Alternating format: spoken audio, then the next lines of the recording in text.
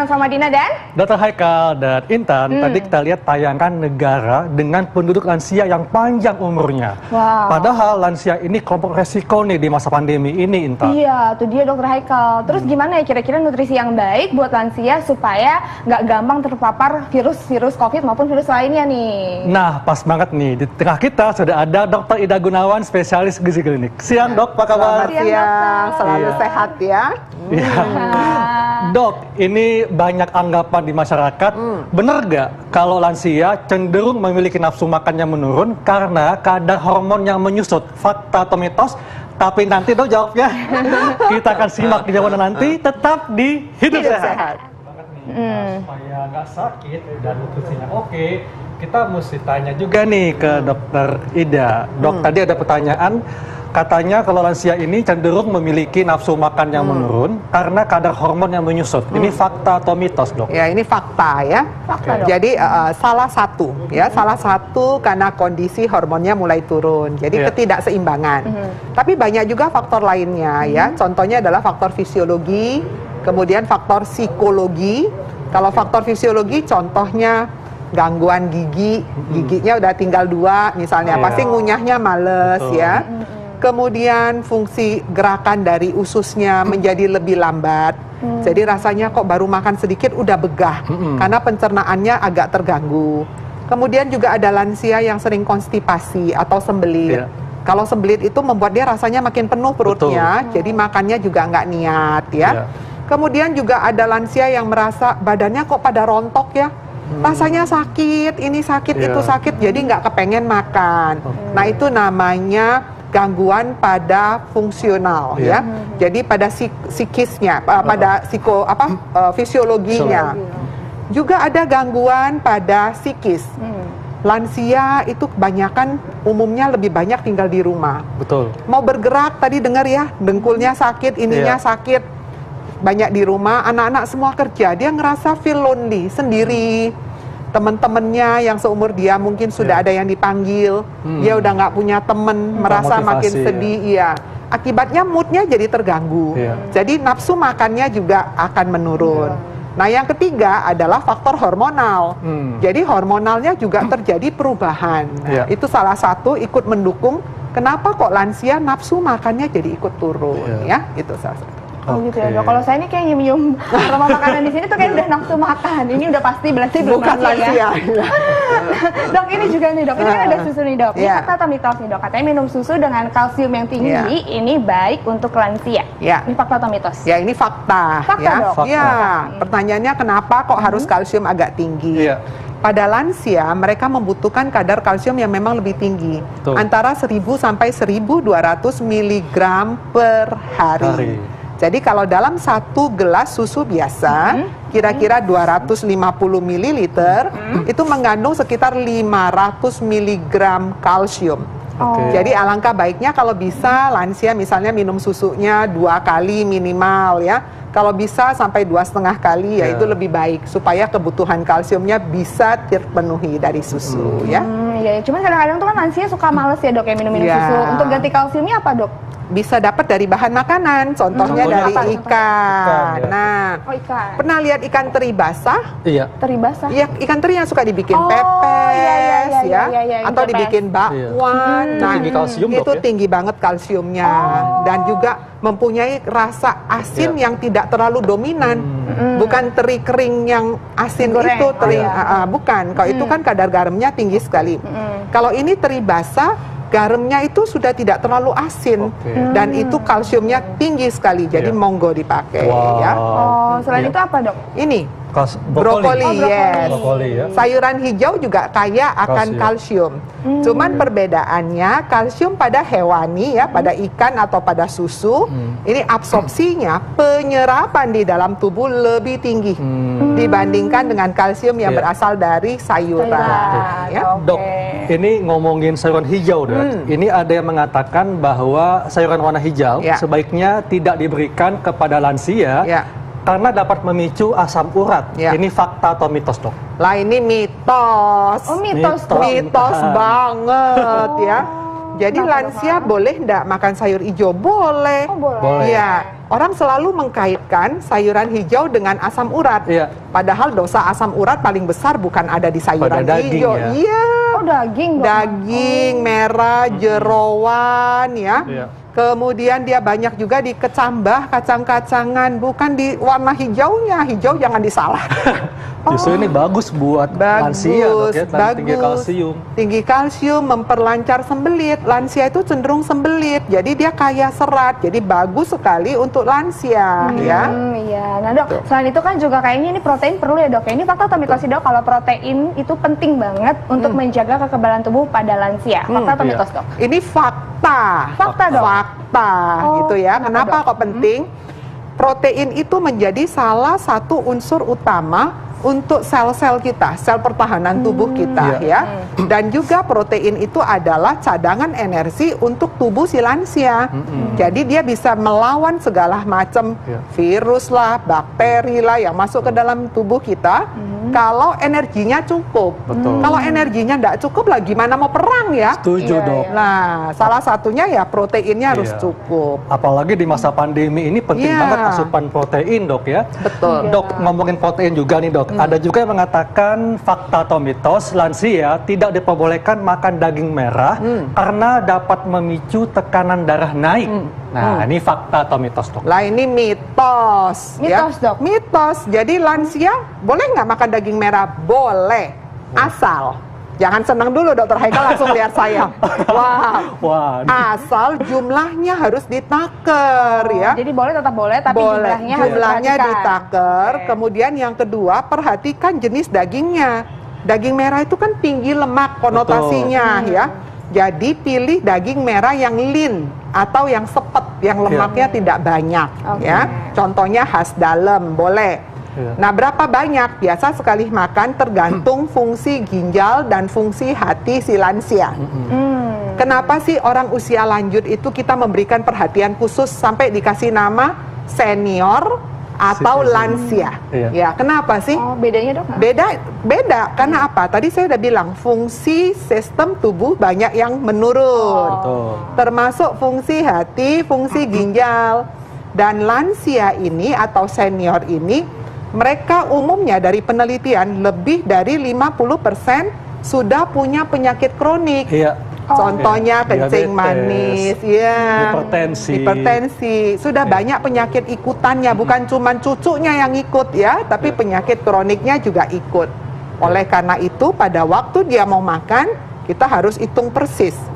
Ya, meskipun protein butuh harus dihitung. Kalau fungsi ginjalnya bagus, silahkan kasih protein banyakan. Tapi kalau fungsi ginjalnya sudah mulai menurun menurut usia, pastinya jumlahnya kita batasin, ya. Setuju, Dok. Gitu, Dok. Iya. Nah, Dok, ini fakta atau mitos nih, Dok? Kalau untuk orang-orang yang sudah lansia harus membatasi makanan yang manis-manis atau mengandung kadar gula yang tinggi. Ini fakta atau mitos? Ya, ini fakta. Fakta, ya, Dok. Tapi kalau melihat yang manis-manis nggak apa-apa, ya, Dok? Nggak apa-apa.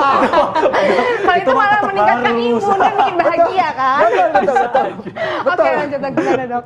Betul, ya. Jadi gini, kenapa kok dia harus batasin? Tadi saya udah bilang lansia itu 50% penelitian banyak penyakit ikutannya. Ada diabetes, ya, kemudian ada penurunan fungsi ginjal, kemudian ada yang autoimun mungkin, ya.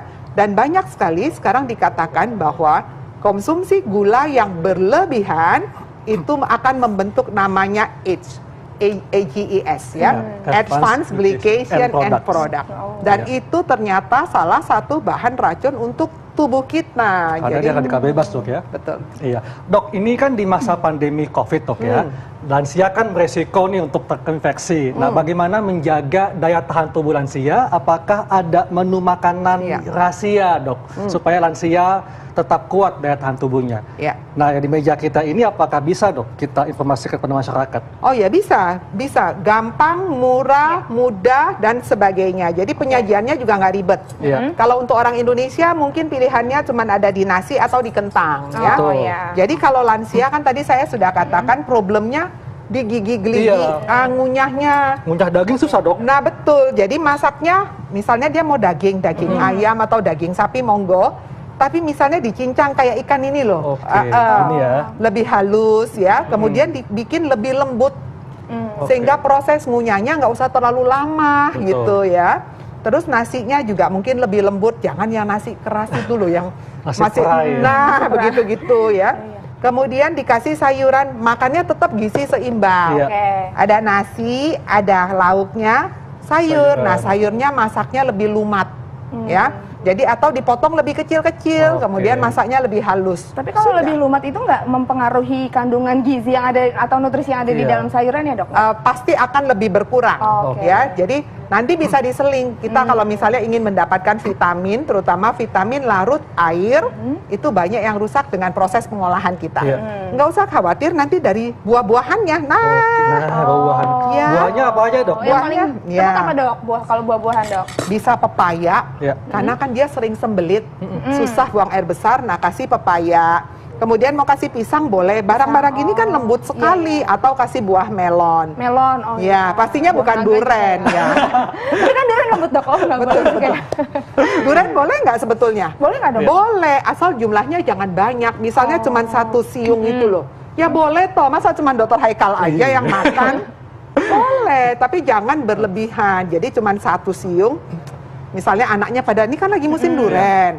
Anaknya pada pesta duren. Kalau mamahnya pengen 1 aja ya monggo 1. Asal jangan setiap hari ya ma 1, nah bubar gerak deh. Oh, Dok, ini kan lansia memang susah dok makannya ya. Dan bagaimana untuk lansia yang memang rasa pengecapnya berkurang, jadi apapun yang makan terasa hambar. Iya, rasanya nggak Apakah ditambah bumbunya atau mungkin porsi makannya lebih kecil, lebih sering?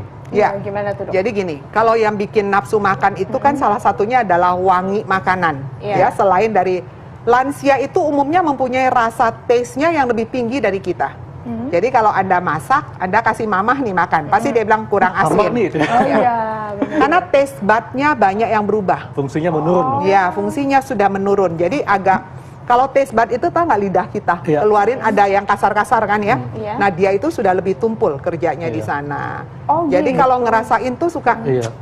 kurang lah pokoknya Mungkin ya. bagi kita udah pas dok, rasa Betul. udah asin ya. Tapi Betul. bagi mereka tuh kok hambar. Oh mungkin itu yang membuat kalau kita kadang-kadang sama orang tua suka debat ya, oh ini kayaknya udah asin kok, menurut beliau belum gitu Belum. ya, Dok, ya. Nah, jadi apa siasatnya? Salah satunya misalnya kalau dia kepengen nambahkan garam, Iya. maka kita minta misalnya kasih garamnya tuh di luar. Ini kan makanan udah jadi standar kita. Jadi kalau si lansia bilang ini nggak enak, mama nggak suka terlalu tawar, maka ada garam tambahan yang di luar ya, biasanya dalam bentuk saset. Nah, garam tambahan itulah yang nanti kan si mamahnya ambil nih 1 Iya. sendok. Nggak enak tapi ini kan protein tinggi. Iya. Tambahin garam yang sasetan itu, taruh di atasnya sedikit. Oh, Tapi kalau dia ada hipertensi nggak? iya itu gimana? Orang hipertensi Nggak bukan berarti nggak boleh makan garam. Makan garam tetap boleh, cuman kita batasin. Jadi garamnya yang dianjurkan adalah 1 sendok teh peres per hari. Oh. Jadi kalau bisa 1 sendok teh peres itu taruhnya di luar, jangan Iya. dicampur. Waktu dia mau makan tinggal ngambil. Pasti berasa. Nah Iya. dok, kan lansia itu kan memang cenderung imunitasnya turun karena asupan nutrisinya kurang. Perlu nggak sih dok kalau dikasih-kasih kayak suplemen seperti itu boleh dok?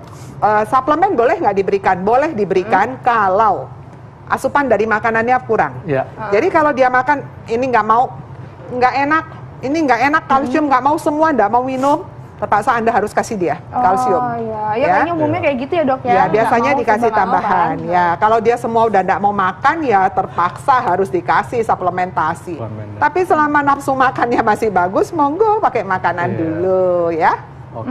Nah, dok, kalau gitu tipsnya apa dok untuk bagi yang merawat lansia dan bagi Iya. lansia, karena memang mesti harus sabar dok, ya. Dan juga penting untuk meningkatkan daya tahan tubuh lansia di masa pandemi. Nah, Betul. gini tipsnya gimana dok? Ya. Untuk gizinya. Yang pasti makannya harus menu seimbang. Ya. Ya. Yang kedua, tadi saya udah bilang, problem lansia itu banyak. Lansia itu bukanlah anak kecil yang ditambah 20 tahun, bukan. Oh, ya, betul. Bukan orang dewasa yang ditambah 20 tahun. Misalnya kayak saya, umurnya udah 50, saya jadi lansia 50 plus 10, bukan. Mereka mempunyai kondisi yang berbeda, ya. Oke. Jadi kalau lansia itu kita harus perhatikan fungsi giginya. Jadi makanannya gizi seimbang, lebih lumat, Iya. lebih halus, ya. Kemudian ditanya, mamah tuh pengen makan apa hari ini? Kita coba bikinkan, sesuaikan. Kalau masalah taste bud-nya nggak oke, smell-nya nggak enak, kasih tambahan di luar supaya dia bisa taburkan. Tapi sesuaikan jumlahnya ya. Kemudian Anda jangan lupa ya, jangan hanya berpikir makan, makan, and makan. psikologinya perhatiin. Iya. Mungkin dia butuh temen untuk Betul. ngobrol ya. Ditemenin pas makan, Dok, ya. Betul, diajak, "Ma, hari ini gimana? Bunganya numbuh nggak di depan?" Iya. Ya. Terus tadi si Mbak gimana, Ma? Biasanya kan orang tua tuh suka Iya. kita mendengar, kita menjadi pendengar yang baik, bukan Setuju. menjadi sparring partnernya dia ya. Nanti Iya. dia tambah sewot, nggak mau makan loh. Betul. Ya. Membuat suasana makan menjadi nyaman. Iya. Nah, harus diperhatikan. Apalagi kalau orang tuanya mertua nih. Iya, harus bisa ya untuk komunikasi ya, Dok ya. Berarti ini juga harus diperhatikan selain gizi, juga bagaimana cara Iya. komunikasinya. Ya, gitu ya, Dok, benar ya. sekali ya. Nah, Dokter Ida udah makan siang belum, Dok? Belum. Belum. Makan yuk. Dok, kita kasih siang yuk. Yuk. Kok Dokter Ida doang yang diajak? Iya, Ya, kan nanti kita sudahlah. masih tugas. Terus aku sendirian? Tenang, ada yang nemenin kok. Oh iya jelas lah kalau Intan gugur 1 tumbuh 1000. Selalu seperti itu ya, Dok. Oke deh pemirsa, jangan kemana-mana. Kami akan tetap punya informasi yang menarik lainnya. Tetap di Hidup Sehat. sehat. Sehat.